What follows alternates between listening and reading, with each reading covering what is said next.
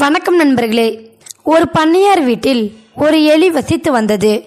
ஒரு நாள் தனது இரவு நேர இரை தேட புறப்பட்டு கொண்டிருந்தது. எலி வலையை விட்டு தலையை உயர்த்தி பார்த்தது. வீட்டின் எஜமானும் எஜமானியும் ஒரு பார்சலை பிரித்து கொண்டிருந்தார்கள். ஏதோ நாம் சாப்பிடக்கூடிய ஒரு பொருள்தான் உள்ளே இருக்கும் என்று ஆவலோடு பார்த்தது எலி. அவர்கள் வெளியே எடுத்தது ஒரு எலிப்பொறி. அதை பார்த்ததும் அந்த எலிக்கு மூச்சே நின்றுவிடும் போல இருந்தது. உடனே ஒரே ஓட்டமாக வீட்டில் இருந்த கோழியிடம் போய் சொன்னது, பண்ணையார் ஒரு எலிப்பொறி வாங்கி வந்துள்ளார், எனக்கு பயமாக இருக்கிறது என்றது. இதை கேட்ட கோழி சொன்னது, உன்னை பொறுத்தவரை இது கவலைப்பட வேண்டிய விஷயம்தான். நல்ல வேளையாய் இந்த எலிப்பொறியால் எனக்கு எந்த ஒரு பிரச்சனையும் இல்லை என்றது கோழி. உடனே அது பக்கத்தில் இருந்த வான்கோழியிடம் சென்று அதே விஷயத்தை போய் சொல்லியது.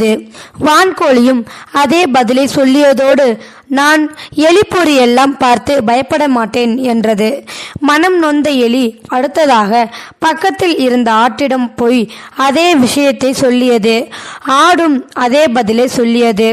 அதோடு நின்றிருந்தாலும் பரவாயில்லை, எலிப்பொறியை பார்த்து என்னையும் பயப்பட சொல்கிறாயா என்றும் நக்கலும் அடித்தது. அன்று இரவு எலிப்பொறியில் ஒரு பொரித்த மீன் துண்டை வைத்துவிட்டு பண்ணையாரும் அவர் மனைவியும் தூங்க போயினர். ஒரு அரை மணி நேரத்தில் டமால் என்ற ஒரு சத்தம். எலிதான் மாட்டிக்கொண்டு விட்டது என்று எண்ணிய பண்ணையார் மனைவி ஓடி வந்து எலிப்பொறியை கையில் தூக்கினாள். ஆனால் எலிக்கு பதிலாக பாதி மாட்டியிருந்த பாம்பு ஒன்று எஜமானி அம்மாளை கடித்து விட்டது. எஜமானி அம்மாளை உடனே ஆஸ்பத்திரிக்கு எடுத்துக்கொண்டு ஓடினார்கள். விஷத்தை முறிக்க இன்ஜெக்ஷன் போட்ட பின்னும் பண்ணையார் மனைவிக்கு ஜுரம் இறங்கவே இல்லை.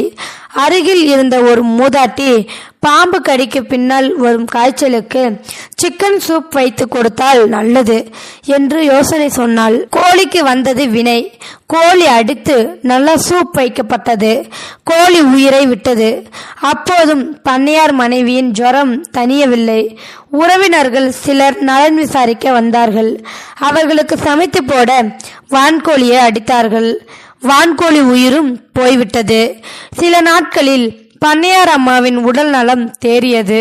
பண்ணையார் தன் மனைவி பிழைத்ததை கொண்டாட ஊருக்கே விருந்து வைத்தார். இந்த முறை ஆட்டின் முறை. விருந்தாக ஆடும் உயிரை விட்டது. நடந்த அத்தனை நிகழ்வுகளையும் எலி வருத்தத்தோடு கவனித்துக் கொண்டிருந்தது. பண்ணையார் மனைவியின் பாம்பு கடிக்கு காரணமான எலிப்பொறியை தூக்கி பர்னில் போட்டுவிட்டார். எலி தப்பித்து விட்டது. அப்பாடா என்றது. அருகில் இருப்பவர்கள், தனக்கு ஒரு பிரச்சனை என்று வந்தால் என்ன என்றாவது கேளுங்கள்.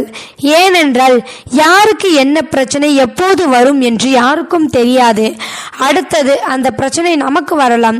அடுத்த முறை நம்முடையதாகவும் இருக்கலாம். இந்த வீடியோவில் கருத்து உங்களுக்கு கண்டிப்பாக பிடிச்சிருந்தா லைக் பண்ணி, ஷேர் பண்ணி, கமெண்ட் பண்ணுங்க. மறக்காம சப்ஸ்கிரைப் பண்ணுங்க. தேங்க்யூ ஃபார் வாட்சிங்.